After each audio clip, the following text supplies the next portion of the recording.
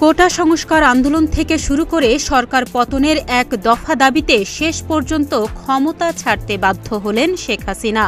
বোন রেহানাকে নিয়ে তিনি গণভবন ছেড়েছেন বলে জানা গেছে। তাকে হেলিকপ্টারে করে নিরাপদ আশ্রয়ের উদ্দেশ্যে পাঠানো হয়েছে।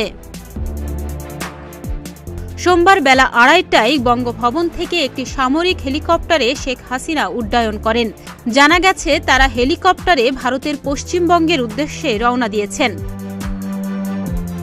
এদিকে সোমবার দুপুর ৩টার দিকে গণভবন ঘেরাও করে ফেলেন সাধারণ ছাত্র জনতা। এর আগেই পদত্যাগ করে দেশ ছেড়েছেন তিনি। এদিকে বার্তা সংস্থা এএফপি জানিয়েছে, শেখ হাসিনা ও তার ছোট বোন শেখ রেহানা নিরাপদ স্থানে চলে গেছেন।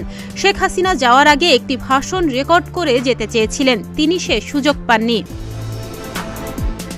বাংলাদেশে সেনার অধীনে তদারকি সরকার গঠিত হতে পারে। সূত্রের খবর বলছে, তার আগে বাংলাদেশের সেনাবাহিনীর তরফে প্রধানমন্ত্রী শেখ হাসিনাকে সময় বেঁধে দেয়া হয় পদত্যাগ দেওয়ার জন্য।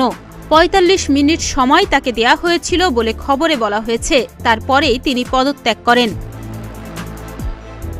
এদিকে অন্য গণমাধ্যম সূত্রেও জানা গেছে, দেশ ছাড়ার আগে হাসিনা জাতির উদ্দেশ্যে ভাষণ রেকর্ড করতে চেয়েছিলেন। তাকে সেই সুযোগও দেয়নি বাংলাদেশ সেনা। একটি সূত্রের দাবি, হাসিনা নয়াদিল্লির সঙ্গে যোগাযোগ করেছিলেন, কিন্তু তাকে উদ্ধারের জন্য ভারত থেকে বাংলাদেশে বিমান পাঠানো হবে না বলে জানিয়ে দেয় নয়াদিল্লি।